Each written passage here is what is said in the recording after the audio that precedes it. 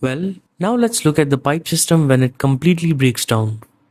Look at our title slide, Structural Failures of the Vasculature. This is all about the big two, dissection and aneurysm. I need you to burn this into your brain. This is the golden rule of vascular pathology.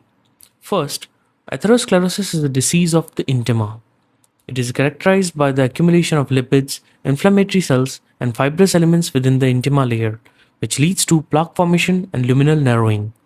This buildup restricts blood flow and can lead to thrombosis and infarction. The target is the tunica intima, and the result is occlusion and ischemia.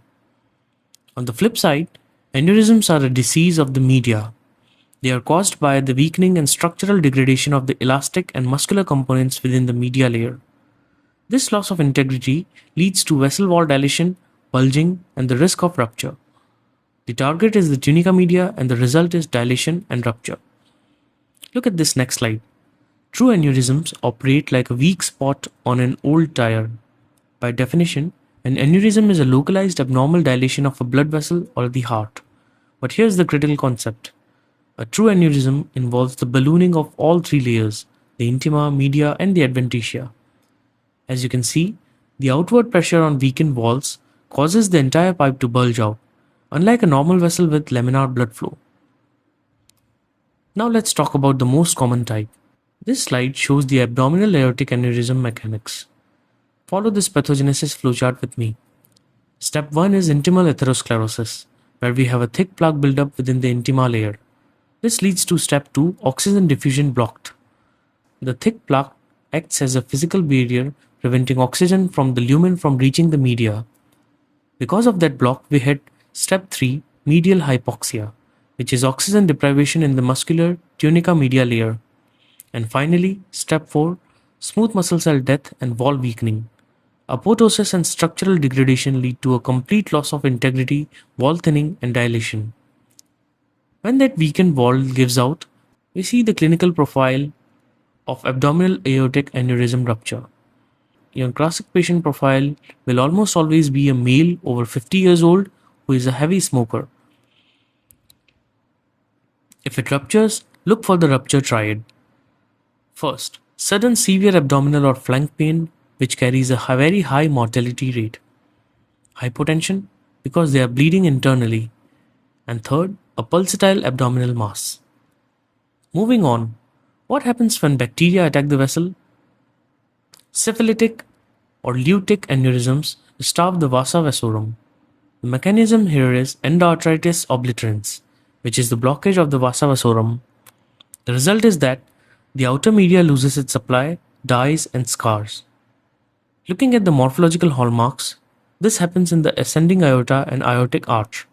You will see tree barking, which is a rough, wrinkled, scarred appearance due to subintimal fibrosis and elastic tissue destruction. It also causes cor bovinum, which is massive heart enlargement, a cow heart, resulting from aortic valve insufficiency and regurgitation. Now clear your minds. Aortic dissection represents a catastrophic rip, not a balloon.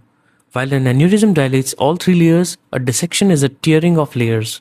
High pressure blood tears through the tunica intima and rushes directly into the tunica media.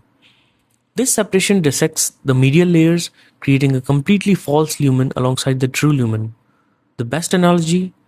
It is exactly like water getting under the wallpaper and ripping it down the wall. Who gets this? There are two primary risk factors for dissection. Number 1 is hypertension, accounting for 90% of cases.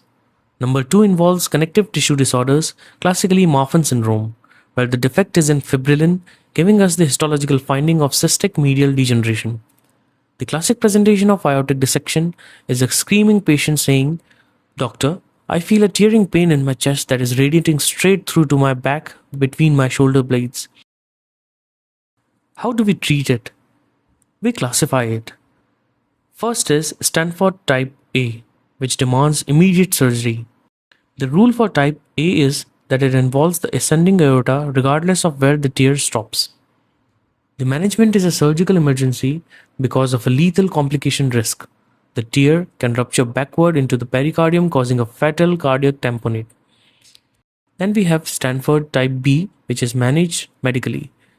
The rule here is that it involves only the descending aorta, completely sparing the ascending. The management pathway for type B is usually medical, with strict blood pressure control rather than immediate surgery. To finish up today, I have provided you with a high-yield summary table comparing aneurysms versus dissections, followed by my takeaway diagnostic algorithm. Take a screenshot of these flowcharts to keep your studying organized. Let's review the unbreakable rules of vascular failure one last time. Atherosclerosis destroys the intima.